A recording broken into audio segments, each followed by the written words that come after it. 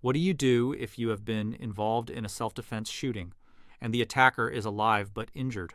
Number one, if you are involved in a lawful self-defense shooting, the first thing you need to do is to make sure that you can actually remain at that location.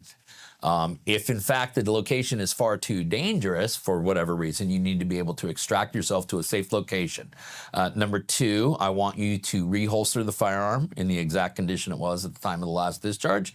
And number three, and this is really important, you are to call 911 immediately. You're to call 911 immediately to report that you've been the victim of a crime. And the reason is because if you have lawfully used lethal force, you most definitely have been the victim of a crime, and that needs to be reported right away. And of course, if their medical attention is needed because we shoot to stop the threat under this hypothetical is now over, let's get the threat the medical attention that he needs. Are you expected to provide medical aid to an injured attacker? You are not expected legally to provide medical attention, and candidly, bullet wounds can be very, very complicated injuries that if you don't have the requisite knowledge, you may end up doing more harm than good.